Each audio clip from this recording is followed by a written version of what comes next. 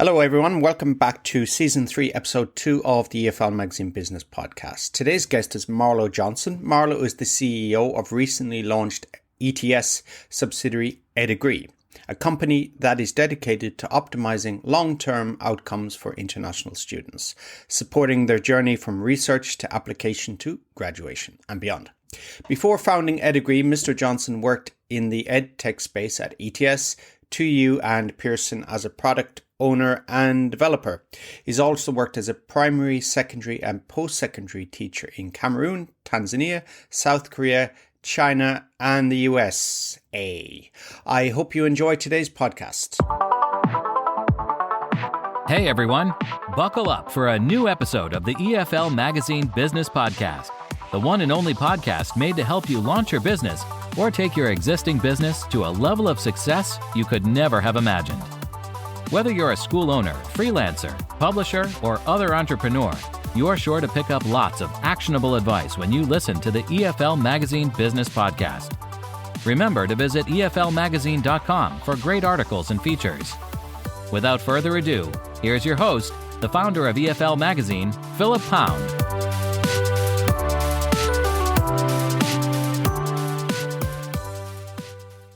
Here we go. Welcome back, everybody, to the latest episode of the EFL Magazine Business Podcast. And we're getting some really big hitters and getting more and more stars. And today in the firmament, we have Marlowe Johnson from EdAgree. He's the founder and CEO of EdAgree. That's EdAgree, EdAgree.com, a subsidiary of Educational Testing Services, better known as ETS, who are known for TOEIC and TOEFL and SAT. Is that correct? And GRE and no, did I get some of those wrong? Related to SAT through College Board, yeah. But that's more of a College Board. But all of those tests that are designed to torture kids, yeah, we're there. Oh, okay, that's the one. We'll move on to that in a little bit. And where are you today, Marlowe? It's a really lovely sunny day, sitting outside. It really is lovely. It feels a bit unfair in December, but I'm here in Florida today, so I had to sit outside. Oh, very nice. And do you have a holiday home in Florida? Whereabouts in Florida do you? Close to Jacksonville. So not a holiday home. So, but we're down here during the holiday. Gotcha. Okay. So Jacksonville, is that what's Jacksonville? Is that got some association with the Civil War? I've heard that name before. Now, I'm not an expert on American history, but where have I heard Jacksonville before? Well, I mean, it's in the northeast of the state. I don't think there were any major battles here, but this is a coastal area. So just south is St. Augustine, where there's a big Spanish fort that draws in a lot of tourists. And I know there were battles up and down the coast in Florida, but frankly, I'm ignorant on the specifics of the wheres and why fors. Well, the why fors I'm pretty familiar with. Yeah. Okay. So that's the background. What takes you down to Florida besides the weather, of course, in the winter? Where do you usually live? Where's your base? So we're actually considering a move here to Florida, but our home base is in New York City, in Manhattan, the Upper West Side. And so my wife and two daughters. My wife is South Korean. We've been in New York for 13, 14 years now. So I guess we're New Yorkers. But considering a move, especially after 2 years of lockdown with COVID and 1,000 square feet to work with. So tell me, for somebody who doesn't know New York, but obviously I've watched all the TV shows based in New York, NYPD Blue, I was a big fan of in the 90s, showing my age here. But so Upper East Side, Upper West Side, what kind of flavor, what kind of neighborhoods are these? Yeah, great question. So you can define Manhattan as kind of one of the main areas of New York City. New York City is divided into boroughs, and that kind of stereotypical New York that you see, in Friends and sitcoms like that is Manhattan. And then Manhattan you can think of as having a pin in the middle of it with Central Park. And a lot of neighborhoods are organized around Central Park, which is a really large green space in the middle of an otherwise concrete jungle. The West Side is the west side of the park. The east side is the east side of the park. And we were living on the west side of the park. And there's the upper west side, the lower west side. So upper west side is kind of neighborhoods, bakeries, things like that. The lower west side gets more into businesses, Times Square, things along those lines. Gotcha. Okay. I'm going to really show myself up here now, but is that near Greenwich Village kind of feeling, or is that completely different? So Greenwich Village is another neighborhoody feel. It's not so defined by Central Park, though. It's further to the south in Manhattan. So more downtown. Gotcha. Okay. So I'll have to visit someday. I've never been to New York. You got to be the Big Apple. It's of course I want to go, but there are COVID obviously is the elephant in the room. But tell me, where do you come from originally?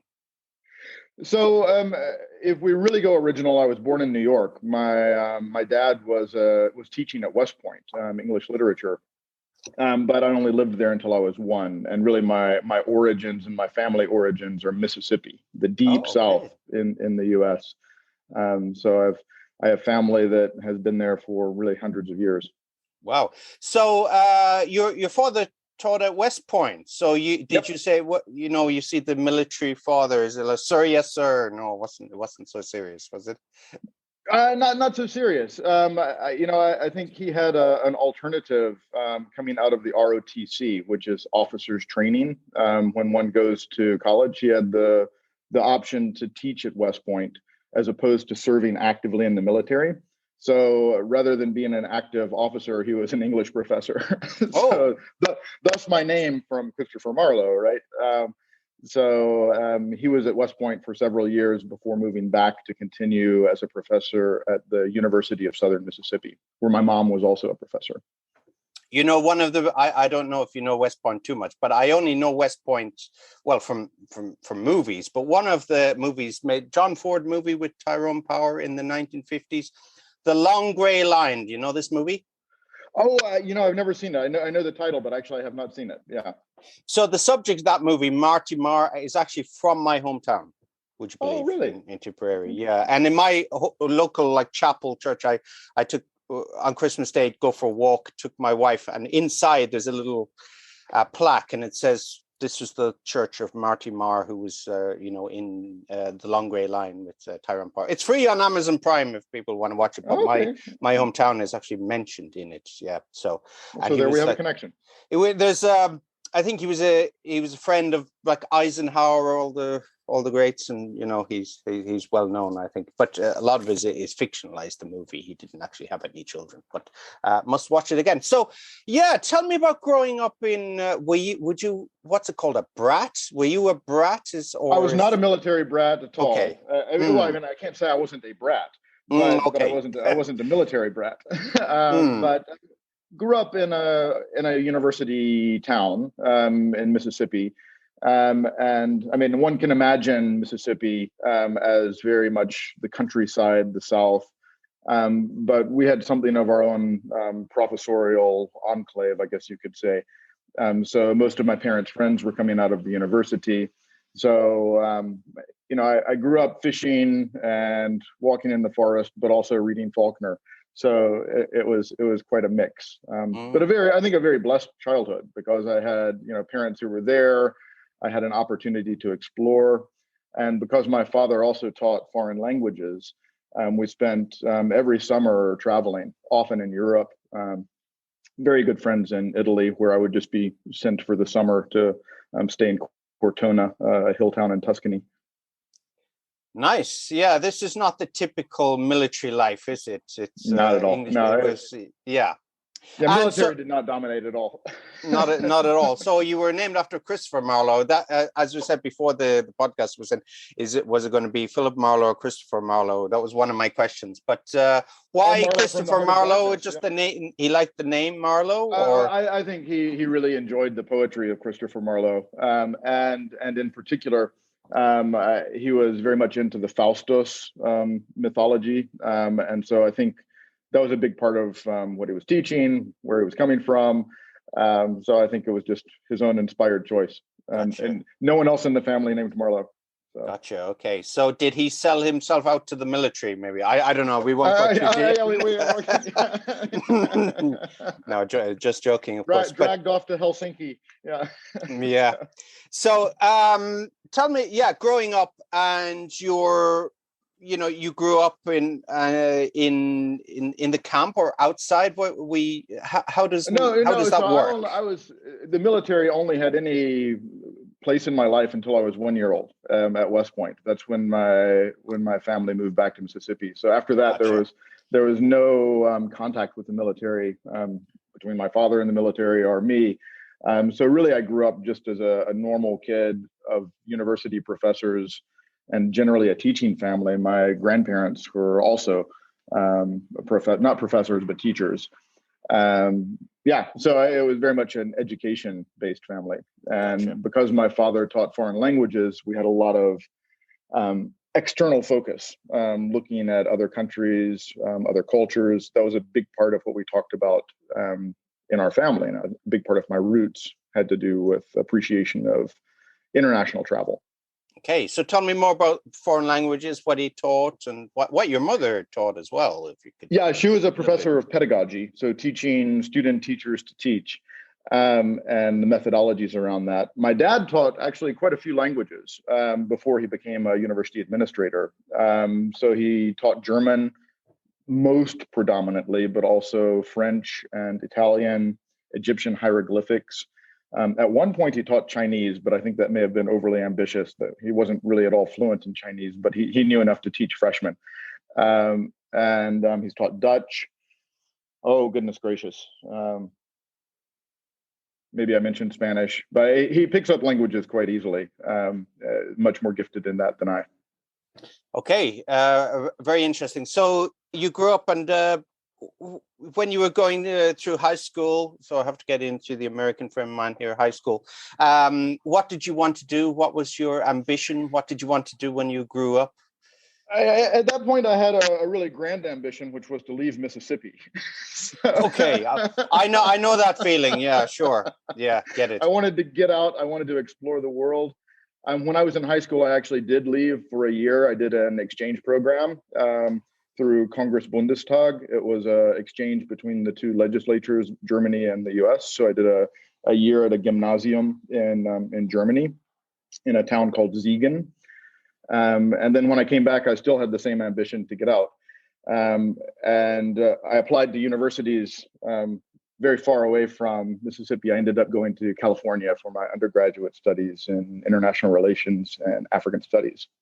Okay. And then after that, did you go traveling, or did you go straight into the world of work after university? No, I mine is a winding path. So when I left undergraduate school, I got another fellowship. Coming from professors, I figure anything I do has to involve either a fellowship or a degree. Now, I'm going to have to stop you here. So this is one of these things I never look at. I don't know what a fellowship is. Please enlighten me. Yeah, so I mean, it can vary, but a fellowship in this context was essentially getting money to go and pursue my research. Gotcha. Okay. So there was a grant or a fellowship offered by the German government, the Alexander von Humboldt Stiftung, which is a well-respected research organization tied to the government, and it was sponsored by Helmut Kohl at the time. Oh. So this dates me. Dates me too. Yeah, it's that I recognize who he was. Yeah, exactly. But I ended up in Hamburg for a year and did research into German-African relations. Okay. It was a fairly specific topic. And then the year after that, I spent in Cameroon, where I was helping to build a school close to the Cameroon-Nigerian border. And wonderful experience. And then went from there to graduate school back in New York. So I went to Columbia to pursue a degree in political science. Okay. So graduate school is postgraduate, we call it, in the real world. But in the Americans say graduate school. No, they all, here in Japan, of course, it's all like majors and graduate school and all the American lingo. So just have to translate it for me sometimes. But okay, so you got around a little bit. You went to Cameroon, Nigeria. I'm not going to ask the year, but I can kind of. Yeah, you can guess it. Yeah, I can guess it. So look at the gray hair. So when you were in Germany, was this pre or post unification? Oh yeah, great question. Yeah. Because I actually I ended up in Germany when unification happened. So I was in Berlin when the wall came down and things were happening. And not when the wall came down, but when reunification happened. So it was a very exciting time to be there, to be able to suddenly go from West Berlin to East Berlin. Millions of people on the street when unification happened, and then of course a lot of troubles trying to get the economies balanced, but they've in the interim got it together, I think. What do you remember the song in 89, 90? What was the unification? It became the unification song by I know it wasn't Amadeus. That was around then, wasn't it? Was it Wings of Change? Do you remember? I don't. By the Scorpions, wasn't it? Or not Scorpions? By the Scorpions. I'm not going to sing on the podcast, but it's not that kind of podcast. But yeah, I remember being in Europe around that time in school trip to Amsterdam and northern Germany, and that was played everywhere. I think around 89, 90. Yeah. So an exciting time. Do you in the mid 2000s and maybe a little bit later, there was kind of nostalgia for East Germany. Can you explain that to me? I can speak to that some. Kind of, there was like this almost Heimat, like motherland, fatherland feeling, and I interestingly, in undergraduate school, I taught a course in German comedy, and there was already a taste of that with a couple of movies that were related to Trabis. Trabis are these old, like, 2-cylinder cars that kind of go along the road like pa-da-boom, pa-da-boom, pa-da-boom. Is that a Trabant? Is it the same thing? A Trabant, yeah, a Trabant, but it's more frequently in Germany just called a Trabi. Oh, I see. Okay, Apologies for the no problem. Yeah, German. Because I know the Trabant, and then there's one I can't remember. I watched the film recently, Balloon in English. I don't know how you say ballon. No, I'm going French there. In how do you say in German? Ballon. You know the one where they try to escape in the balloon and like a Luftballon, or Yes, exactly. Yeah. You know the 99 Luftballon. Yeah. Oh yeah, of course. Well, yeah. I get that's more nostalgia, but sorry, the Trabant. Yes. So that kind of that theme of harkening back to times in East Germany that in some cases were tough for people. But at the same time, and I'm no expert on East Germany, but there was a lot of reference back to a government that supported the arts very deeply. So every town had, well-supported orchestras because there was 100% employment. So you could actually, make your living as a cellist. So the arts were flourishing, medicine was provided and actually fairly advanced. There was countryside. But then there was just also crushing poverty and lack of economic development and a lot of other things that went with that. So, yeah. Gotcha. Okay. But nostalgia for sure. Yeah, sure. So we'll move on. That's a really fascinating subject. So you moved from Germany and you, what happened then? You went went traveling again or? Yeah, so after that stint in Germany, so I did about 3 years in Germany. I did a year in Cameroon. I did postgraduate studies in New York. Then I did postgraduate studies and teaching at the University of Idaho. So I did a degree in poetry, shifting pretty far away from. I'm kind of losing track here. How many degrees? You have? I told you it was a winding path. You really don't know what you got yourself into. After the work in Idaho, I spent a year in Tanzania, again working on helping to build a school. you'll find the one thread through my travels and my life development is education. And so in Tanzania, I was working on writing a novel and project managing the construction of a school while teaching computer science and English and biology, I think at that time too. And then came back from there. And when I came back to the States after that, I came back to visit my parents with the intention of going to California to write screenplays. However, when I came back to visit my parents, they were friends with my now wife. So I came back from Tanzania, met my wife, and gave up completely on the whole idea of a screenplay career. I got a job for the Princeton Review, teaching tests and building up a program, and then went for another degree. So then I went and got an MBA at Duke with the idea of starting an international exchange company. So that sort of brings it somewhat full circle. Okay, so your parents introduced you to your wife. They loved her before I did. Yeah, they would have never have forgiven me had I not married her. Wow, that's how it happens. So, as they say in Japan, omiai. I don't know. I know you said your wife is from South Korea. Do they have an equivalent word in Korean for like arranged marriage? I don't know. I'm sure that there is. Yeah, but I don't know it. Okay. My wife actually speaks Japanese fluently as well. She lived in Osaka for quite some time. Yeah, but Japanese and Koreans, they can kind of pick it up. My wife is big into BTS now. I think she's becoming fluent in there we go. So that will happen. So then you work for the Princeton Review. Tell me about the Princeton Review. Yeah, Princeton Review. Yeah. Interesting that I had then later ended up in Princeton with Educational Testing Service, but they're not related. Yeah, so the Princeton Review is, it's an organization that was built up really initially out of the trunk of someone's car, who was teaching kids how to overcome the dragon of the SAT. And really the company, I think, still maintains that kind of theme of defeating the tests. So it's largely built around the idea of you can learn what this test is about. You can improve your score dramatically by studying, learning what the question types are, learning what a right answer looks like versus a wrong answer.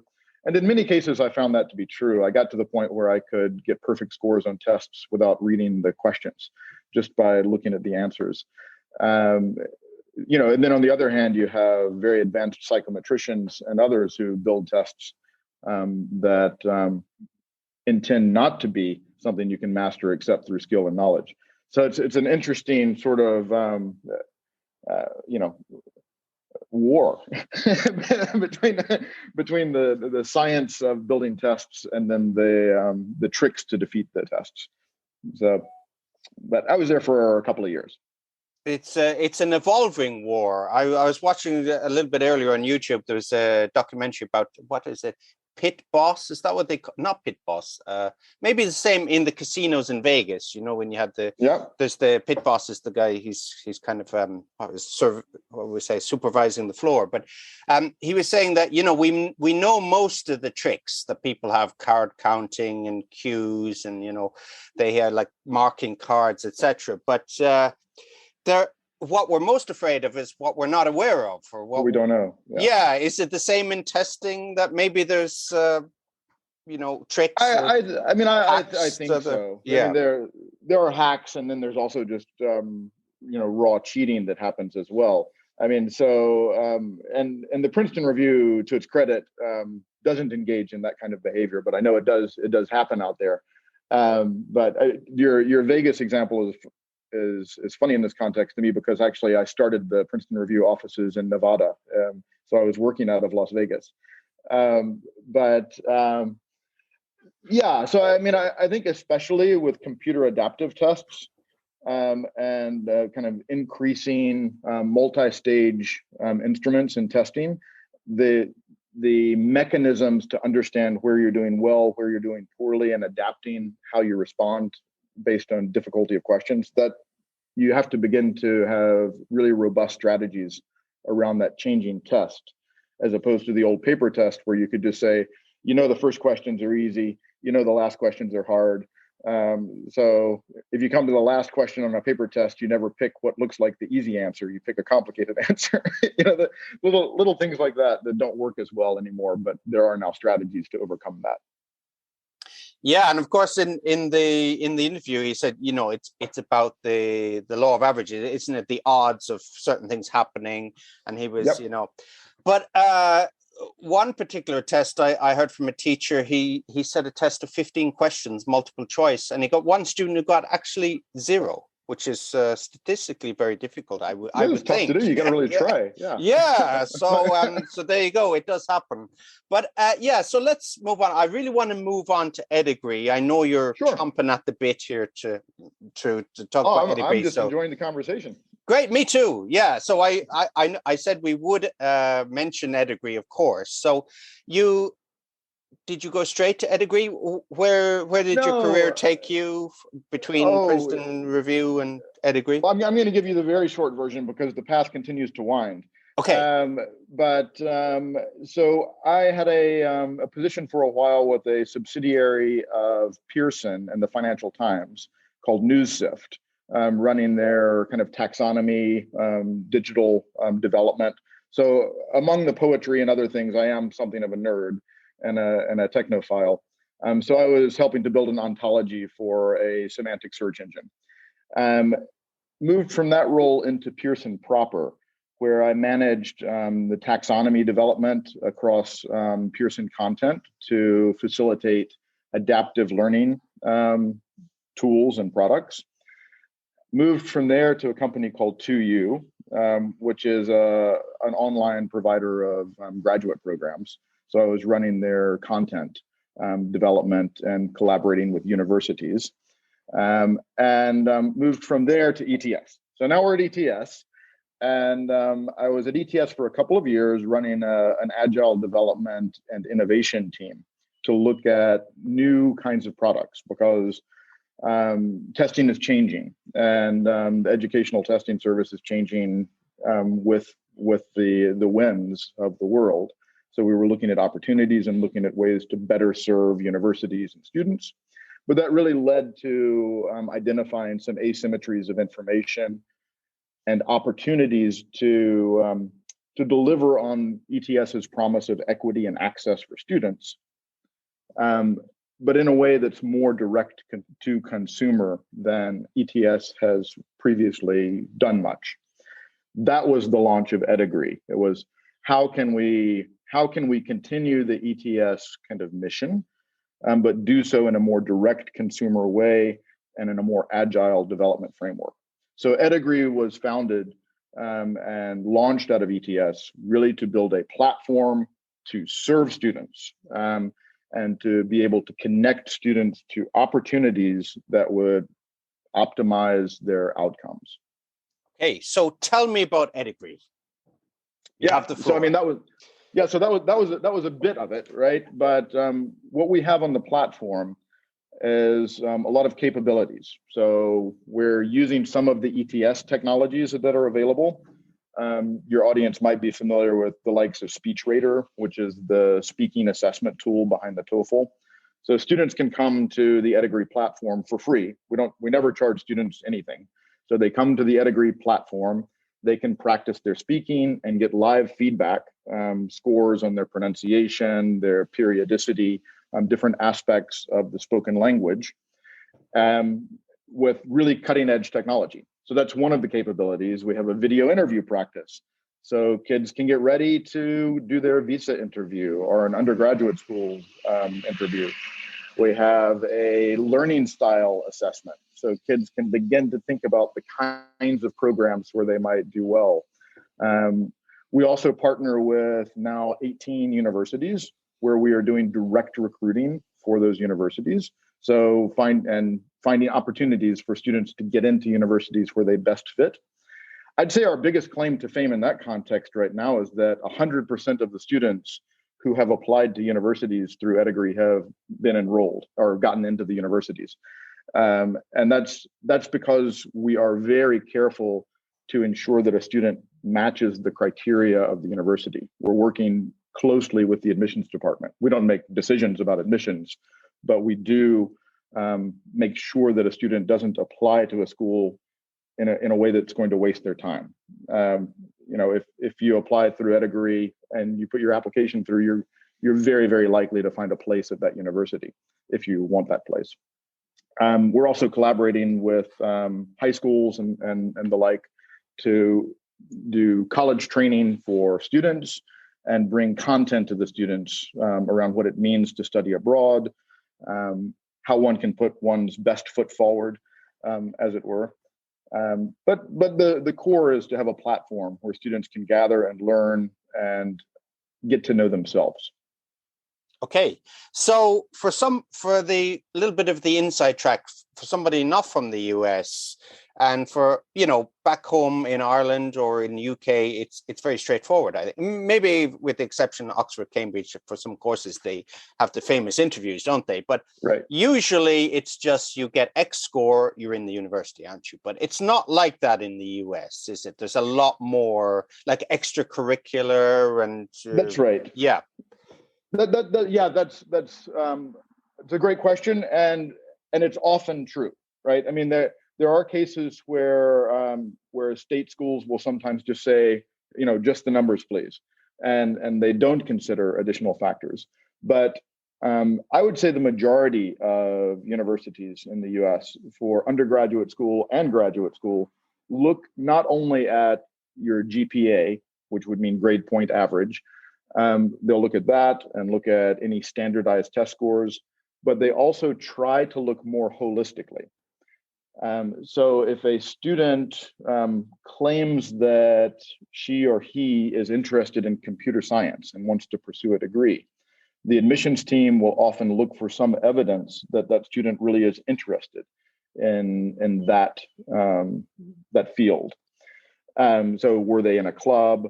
Have they done any programming? And absent that kind of evidence, they may have trouble getting into the program.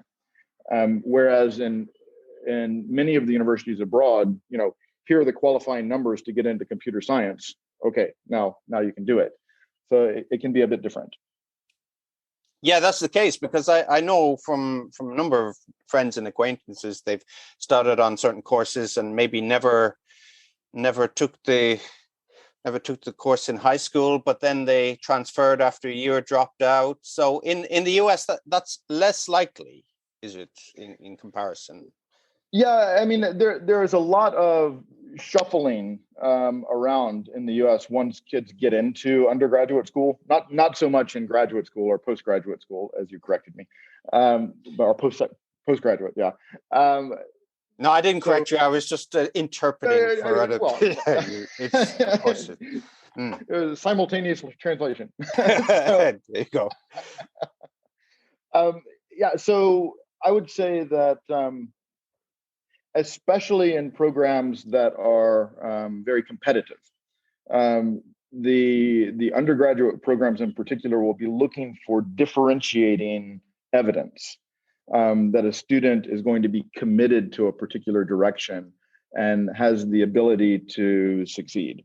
Because the universities want the students to succeed just as much as the students do. They'd like to have successful alumni paying into the university endowment, of course. But I mean, even at less competitive schools, they like to see that kind of connection between the topic and the studies that are aspired to. But very often also, I mean, this was true for me. I think you could probably guess this from the path I took that went down so many directions. But when I went to undergraduate school, I chose my undergraduate school because I wanted to do neuroscience. And that's not where I went, obviously. So. Yeah, so it didn't work out like that for you. So the reason why I asked that question, just through out of interest on my part, but also for people who maybe are running schools and they find maybe they're not so familiar with the matriculation process in the US, And so it's not as opaque as some people might think. It's I would say it's in general, it's not opaque. Yeah. I think the admissions teams at universities strive to be as transparent as they can, and typically they'll have all of their materials published. What it is, though, is more varied in terms of what is acceptable for admissions. So, and this is becoming more true, not less true. So, I mean, you see recently California dropped the SAT. So they have less of a standardized capacity now to judge students. That means they have to look even more holistically. And in that context, an admissions team will often take a variety of types of evidence. So they're trying to pull out enough variables that they can describe a student as likely to succeed. And it doesn't always mean the same thing for every student, which can be, there's an interesting conversation to be had there about fairness. But it's nonetheless the situation we're in. Yeah, I mean, we could go down a very tricky route there with fairness and equity, and whether testing is good and whether SAT discriminates, and some of they've done away completely with testing. Whether that's as they say, it's above my pay grade, as they say in Bosch, or these TV shows. So how is EdAgree different from your competitors? Or so what do you offer? That's another really, really good question. And I would suggest that our predominant difference in terms of strategy is that we are looking to be a hub for aspiring international students that is of ever-growing value for those students. That if one aspires to be an international student, or if one is a counselor of international students, EdAgree should become the place that students go to build up their digital portfolio, to get ready to take a high-stakes assessment, where they come to get ready to do a high-stakes interview. And that doesn't really exist out there other than with us as a really cutting edge set of capabilities that serves the students. So our business model is to provide the information and the resources to students, and then to provide the connective tissue to the services that are out there in the environment. So you would probably go from EdAgree to take a high stakes test, but you would be able to find it quickly and register for it easily. You would be able to go find someone to help you to craft personal essays. EdAgree itself would not be providing that kind of help, but we will have the connections to provide those services to students. So I really think of us as a hub that will serve international students, and that will also, and this goes back to, I think, our ETS roots, which are somewhat unique. We are also a hub that will validate the information for students.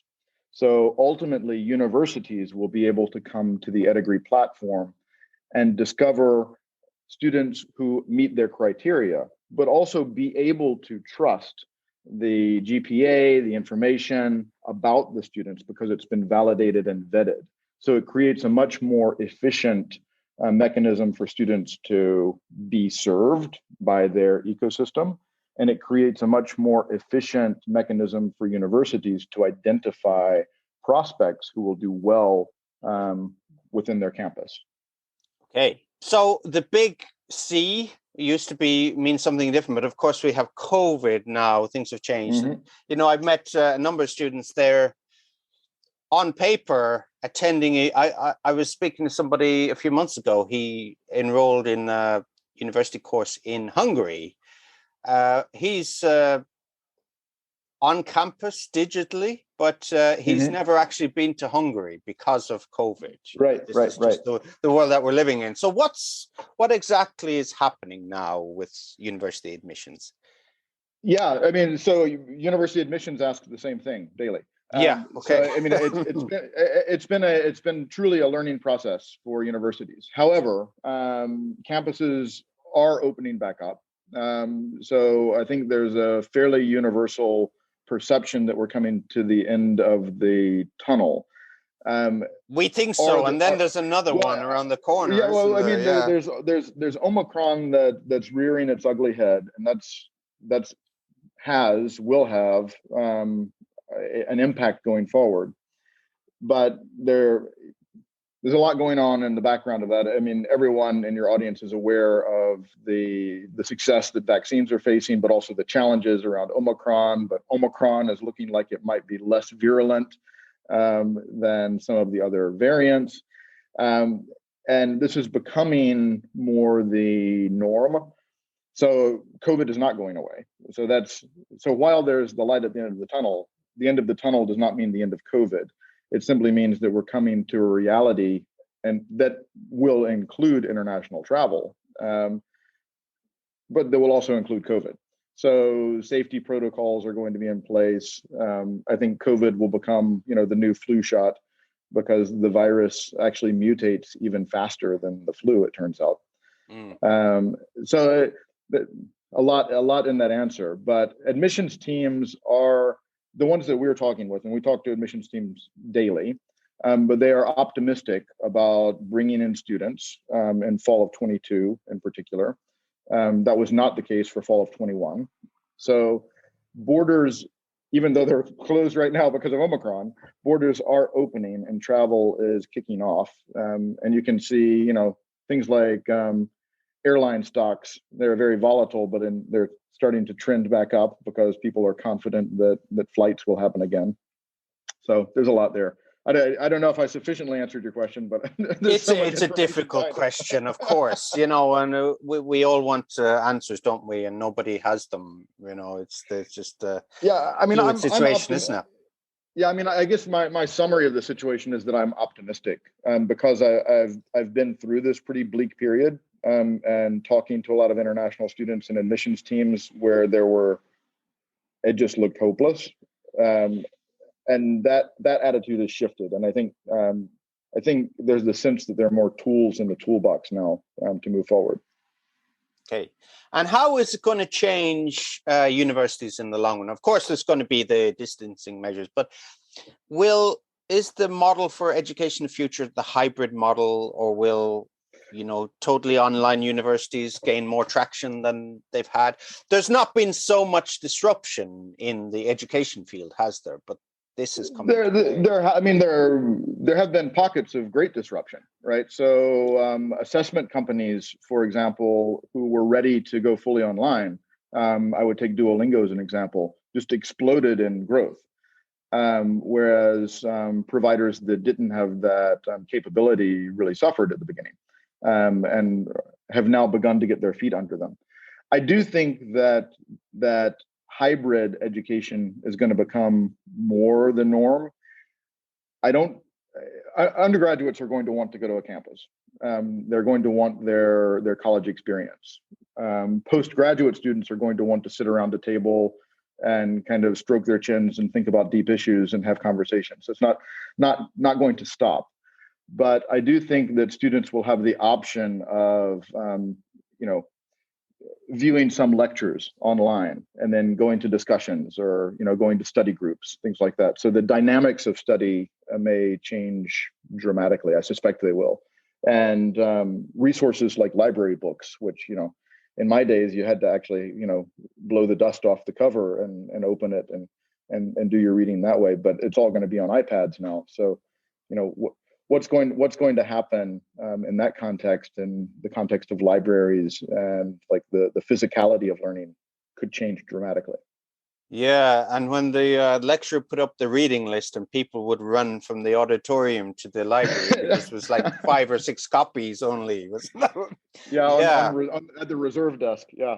Yeah, that was the good old days. But now, of course, it's all so much more convenient. I think it's at the it is, and cheaper as well, of course. And much cheaper. Yeah. Yeah. So What's the future for you and EdAgree? What's the medium-term, long-term plan here for you and your company? Yeah, well, I mean, we have, like very exciting opportunity in the near term that I think also bespeaks some of the directions we're heading in. So in January, we're doing our first college fair, right? So because we now have 18 universities and colleges together, we can work directly with high schools and say, here are 18 schools that are ready to accept your kids. So we have an opportunity to do direct connection to universities and to do training and information. Would you like to, Marlowe, would you like to name the universities you work with? Just name drop. I'll name drop a few. So University of Iowa is one, University of Kansas, Oregon, Tennessee, SUNY Oswego, University of Nevada, Las Vegas. We can't get away from Las Vegas today, it seems. Yeah. University of New Mexico, also Highline College, Hope College, and let's see, Virginia State University.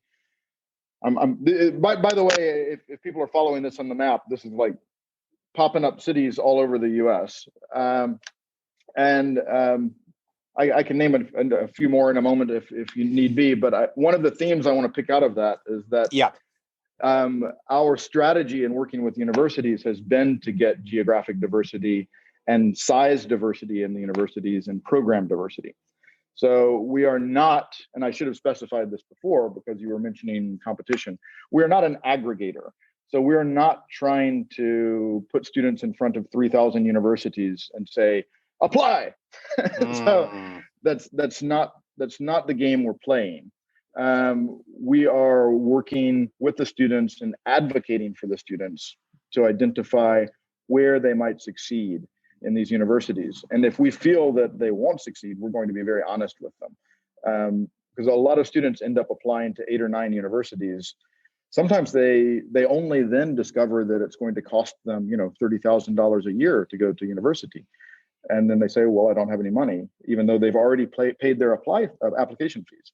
So we're trying to cut that waste out for students and just be a direct advocate. So, okay, I answered, but then I drifted. No, that's just fine. That's just fine. I just, when you name these places, what immediately comes into my mind is the movies. So, if I think about Iowa, I think Field of Dreams. If I think of Kansas, I think of the movie Kansas. I don't know if you know. So Matt Damon was in that one, maybe Andrew McCarthy. I don't know. This is going back, Sean.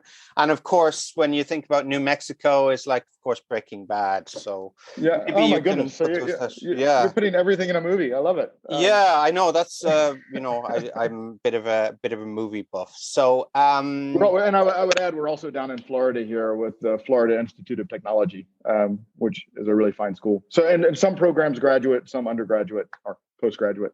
No, you don't need to correct yourself there. But and do you find that for students applying their, I don't know, to try to sell maybe Kansas or Iowa is a more difficult sell than maybe California or Florida? Or I don't think so. I mean, one of the reasons it's not is both of those are very well recognized schools and highly rated schools with a depth of programs that really has reach globally. So those schools haven't been particularly difficult to do recruiting for or to advertise or connect students to. I mean, there is in some ways a predilection for the coasts. When students are looking at universities, but I think in the end, many of the large schools and small schools in the Midwest and kind of across the U.S. have very big infrastructures internally and the ability to support international students, in some cases better than, say, a Harvard. I'm not saying they have the resources of Harvard or Stanford or Princeton, but in many cases, students aren't aware of something like an honors college, right, within a larger school. What is an honors college? So an honors college is a path into a university that is reserved for students who can show high academic performance, typically. So these would be students who, probably did do very well on standardized tests and have high GPAs. But often there is a set of faculty that are specifically allocated to work with honors college students. And they're asked to do projects that are much deeper in terms of research and take on internships with local companies. They end up having a level of attention that's not available to the typical undergraduate, and they typically graduate into much more prominent graduate programs, even than those who are coming out of Ivy League schools. So if you look at it from a percentage, so that's the kind of mission that EdAgree has, is to point to these pathways for students that don't just serve them in terms of, okay, we're going to get you into a top 10 school where you will struggle and spend a lot of money, and then graduate maybe with a C average, and then try to get into a good graduate program. You might do better to look at an honors college where you're going to have, really bespoke attention and be able to work directly with a professor and work in a company. And then, those kind of pathways are a big part of our mission. Gotcha. I have one more question, and that came to mind about what we say, U.S. university jargon. The dean's list, is that similar to the honor roll or not? Oh, honors college, I think you mean. Or honors college. Sorry, yes. The dean's list is similar to the honor roll. Honor roll. Gotcha. The dean's list is really those are kids in the university who got good grades, basically. Okay. I mean, it's so that's a recurring opportunity to show that you're developing well and performing at a high level. And so students who are on the dean's list sometimes have access to additional scholarships, for example. Gotcha. Okay. So this is useful just not for because a lot of the people here, they may be teaching TOEFL, and these are the kind of things you hear on TOEFL. I want to get on the dean's list. And, if you're not from the US, you have to explain what a dean's list is, or an honors roll, and, valedictorian and grade point average. Well, there's also, there are also dean's scholarships for students coming in. So then there can be a dean's list like for applying students as well. But with that, there's typically a requirement to maintain a certain GPA, or you lose that funding. Gotcha. Okay, that's the point. So, if any of our listeners, it's been a fascinating listen about you, your company, and U.S. universities, and your take on the future, and so much more. But if companies, individuals want to work with you, interested in what you're doing, who are you looking to partner with? Yeah, thanks for that question. Because as I described it already to you, because we're a platform, we do have very broad opportunities for collaboration, because we want to bring in services that are going to sincerely serve students. And so certainly language preparation schools, high schools we are partnering with. And when we're partnering with high schools in particular, we've been offering bundles that are inclusive of opportunities for things like TOEFL vouchers for students. So I would say also, we're collaborating very closely with ETS, so we have opportunities to discount TOEFL. We also have opportunities to help students find kind of other assessments, whether they be around personality or language. So while we're under ETS, we are agnostic of the tests that students take. So we're not promoting any particular partner or direction for students. We're only promoting that pathway to success. But any organization out there that is counseling students, teaching students, preparing them for study abroad, that should be a theme within what they're doing, is thinking about study abroad or English education. Students can benefit from our capabilities, whether they study abroad or not. They can do their speaking practice, writing essays, etc., all for free. That information could go back to a high school, and they could actually look at what their students are doing based on what they've done on our platform. So I'd say reach out to us if you're an agent, a counselor, a high school, a university that is looking to increase its enrollment. We're also in a very good position to connect your listening audience to folks at ETS if they have questions about tests, test development capabilities, things like that. And we've done that in many cases, formed kind of bridges between folks out there and ETS, even if we're not directly engaged as the kind of moderator, just to kind of help build connections. Okay, fantastic. So it's as we mentioned, ETS this year, as this podcast will be coming out in January, we'll be running the EFL Magazine TOEFL conference again in August. So always be closing, as they said in a famous movie. So we're going to be talking a little bit more about that over the coming weeks and months on the podcast as well, how people can get involved. So if people want to contact, go ahead. Can I interrupt on that? Absolutely. I've been doing it all evening, so you do. Yeah. Go ahead. No, on the always closing bit, because I was talking about all the folks who should come to us, I should also tell them how.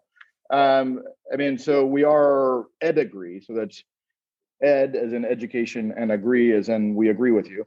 So EdAgree.com is our kind of website. We also have a platform, which is my.edagree.com. But yeah, just come on. You can chat with us. We have a chat function. We have email, so we'll respond very quickly. Okay, fantastic. And I know we're not going to go into how we got to know each other. It's a long story, but maybe too long for the podcast. But if people want to connect with you, you are on LinkedIn, and you. I am. Yep. Yeah. So Marlowe Johnson, Marlowe. I'm constantly networking. So I would also, to your listeners, I would say don't be shy about reaching out at all. And I'm quite likely to respond because I kind of live to talk and to meet people.